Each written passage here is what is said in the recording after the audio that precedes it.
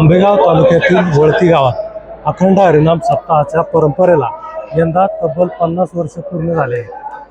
आज 5व्या दिवशी हरिभक्त परायण भागवताचार्य जनार्दन महाराज राजपूत यांची कीर्तन सेवा झाली. दररोज या सप्ताहासाठी ज्येष्ठांप्रमाणेच युवकांचा देखील मोठ्या प्रमाणावर सहभाग असतो.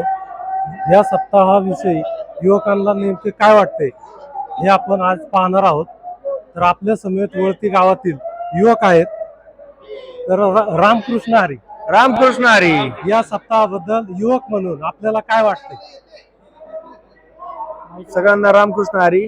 आज जनार्दन महाराज राजपूत यांनी जी कीर्तन रूपी सेवा दिली त्याचं आम्ही सर्वजण श्रोते म्हणून उपस्थित होतो, युवक म्हणून.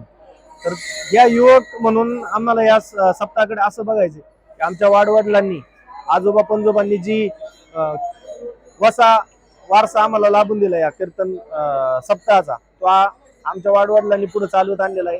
त्याची एक पताका, ती जबाबदारी आमच्या युवक वर्गावर आता ठेवलेली आहे. आता आम्ही सुवर्ण महोत्सव साजरा करतोय. अजून 25 वर्षांनी अमृत महोत्सव होणार, शताब्दी होणार.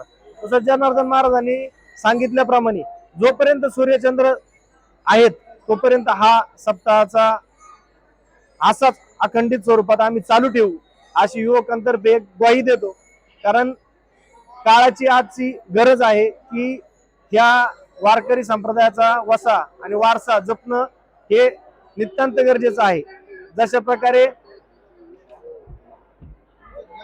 जे पुढं कार्यरत होणं अपेक्षित आहे आणि आम्ही ते पुढे चालू ठेवू अशी ग्वाही देतो. या सप्ताहात युवकांचा सहभाग कसा आहे आणि युवकांवर कोणत्या जबाबदाऱ्या आहेत? आता तसं पाहिलं तर या सप्ताहामध्ये 80% काम हे युवकच करीत आहेत.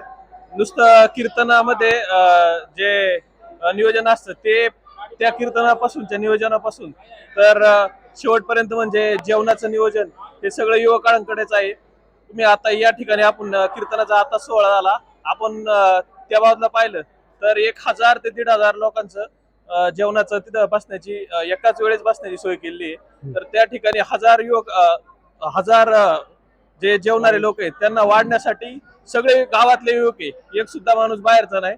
आणि त्या ठिकाणी आता जरी आपण जाऊन पाहिलं तर लोक वेटिंगला आहेत. काही ठिकाणी लोकांना हात धरून उठवायला लागतं की वाढावं तुम्ही इथं, ह्या पंक्तीत जाऊन इथं लोकांना थांबवायला लागतं की तुम्ही थांबा, तुम्ही पुढच्या पंक्तीला वाढा.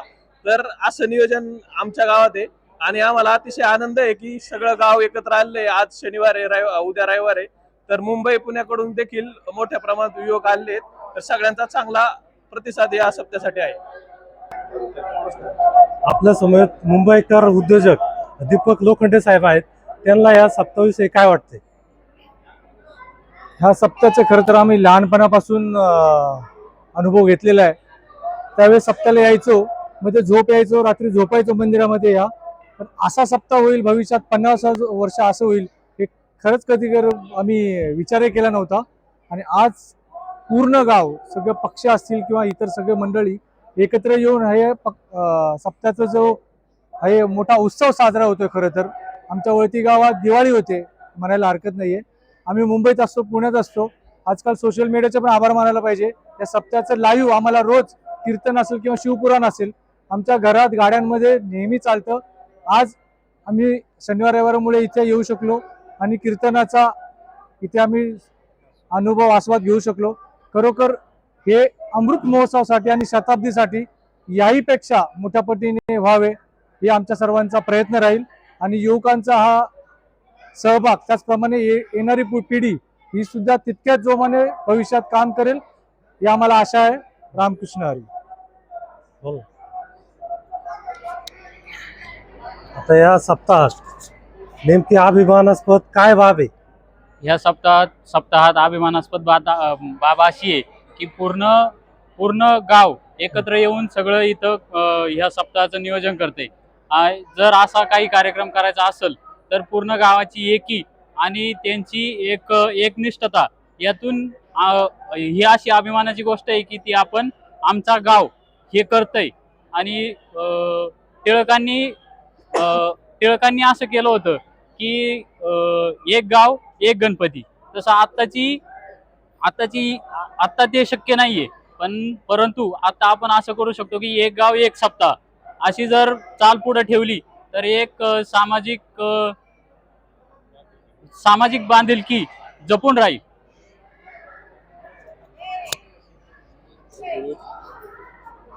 यंदा 50 वर्ष आहे.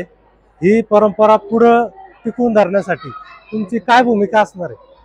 आता याच्यात आमची काही वेळापूर्वी चर्चा झाली की आपल्या आधीच्या म्हणजे ज्यांनी हा सप्ताह चालू केला ते लोक आता काही हयात नाहीत, पण सप्त्याचं एवढं मोठं रूप आता या ठिकाणी झालेलं आहे.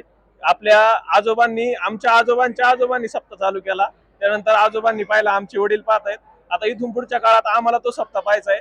आणि त्याचबरोबर आमची मुलं, जी आता काही लोकांची मुलं आपण मुंबई पुण्यात शिकायला आहेत, पण त्यांचं देखील त्यांना ह्या सप्त्याची गोडी कशी लागेल, कीर्तन काय असतं, वारकरी संप्रदाय काय, हे आम्ही त्यांना थोडं थोडं सांगितलं पाहिजे. आणि जे लोक गावात राहतात त्यांचं तर इथं जाणं येणं असतं, त्याच्यामुळं त्यांना ते सांगण्याची एवढी गरज पडत नाही. तर मेन आमची जबाबदारी आता ही आहे की येणार जी पुढची पिढी आहे, तर मागच्या पिढीने आम्हाला जे दिलं तेच आम्ही पुढच्या पिढीला दिलं पाहिजे, जेणेकरून ही जी चाल आलेली आहे मागून ती अशीच ही परंपरा पुढे चालू राहील अखंडित. तर ही आमची जबाबदारी आम्ही समजतो. संपत महाराज, आपल्या समवेत कीर्तनकार संपत महाराज भोर आहेत. या परंपरेने आपल्याला नेमकं काय दिलं? या परंपरेनं आमचं जीवनच घडवलं. सांगायला दुसरं काय नाही. या सप्त्यामुळे आणि या वारी आळंदी पंढरपूर अशी वारीची आम्ही वाट पाहतात आणि गावातल्या सप्त्याची आम्हाला वाटतं कधी या सप्ताह येईल आणि आम्ही त्या नाम संकीर्तनात दंग होईल.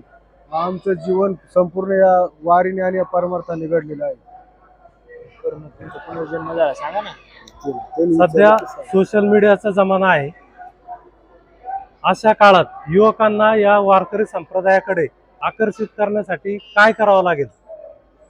सर्वप्रथम मी सांगू शकतो, आज सर्व युवक आणि सर्व समाजामध्ये कोणाला ना कोणतं तरी टेन्शन असतं आणि सर्व काही बरेच लोक डिप्रेशन मध्ये जातात. जर तुम्हाला डिप्रेशन मधून बाहेर यायचं असेल आणि टेन्शन ताणतणाव मधून जर बाहेर यायचं असेल तर सर्वात उत्तम पर्याय त्याला कीर्तन हा आहे. सर्वांनी, तरुण वर्गाने कीर्तनाला आलं पाहिजे. जास्तीत जास्त तरुणांनी कीर्तन क्षेत्रात भजनात सहभाग घेतला पाहिजे आणि कीर्तन ऐकलं पाहिजे. आपल्याला समाजातील मान सन्मान, समाजात वागावं कसं, आनंद मिळवायचा आहे तर तो कुठून मिळवावा, ह्या सर्व गोष्टी आपल्याला कीर्तनातून भेटू शकतात. त्यामुळे सर्वांनी कीर्तनात सहभाग घेतला पाहिजे. धन्यवाद.